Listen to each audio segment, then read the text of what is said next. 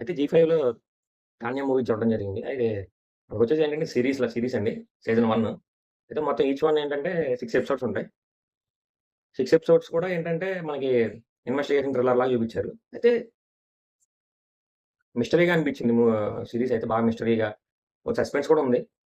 కొంచెం ఏంటంటే serial killer killing టైప్‌లో చూపించారు. అది బా నచ్చింది. ప్రతి స్ ఎపిసోడ్ కూడా కొంచెం ఎంగేజింగ్‌గానే అనిపించింది. అబ్బా! అన్నట్టు అరె! ఎందుకురా బాబు సీరీస్ అన్నట్టు అనిపించలేదు గానీ, ఈచ్ వన్ అన్ని ఎపిసోడ్‌లు కూడా ఎక్సలెంట్‌గా ఉన్నాయని చెప్పాలి. ఒక ఎపిసోడ్ వచ్చి 30 మినిట్స్ ఉంది. అయితే మనకి 'సముద్రగని' గారు మెయిన్ లీడ్ దీంట్లో. అయితే మనకొచ్చేసి మెయిన్ ఏంటంటే ఇంకా కొంతమంది మర్డర్స్ జరుగుతా ఉంటాయి. ఏంటంటే మనకి మర్డర్స్ జరుగుతా ఉంటాయి. ఆ మర్డర్ కిల్లర్ ఎవరు ఏంటి ఇన్వెస్టిగేషన్ అంతా చూపించడం జరిగింది మూవీలో. తర్వాత మనకి తెలంగాణ, తమిళనాడు, ఆంధ్రప్రదేశ్ బోర్డర్ మధ్యలో అటు మర్డర్‌లు జరగడం, ఇటు మర్డర్‌లు జరగడం.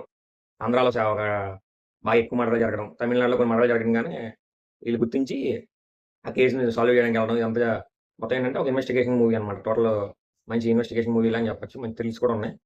చా కిల్లర్ క్యారెక్టర్ చేసినోళ్ళు కూడా బాగా చేశారు. పోలీస్ క్యారెక్టర్ చేసినోళ్ళు కూడా అందరూ బానే చేశారు. నా గని గారికి మాత్రం బాగా మంచి క్యారెక్టర్ ఉందండి. మంచి క్యారెక్టరే ఉంది.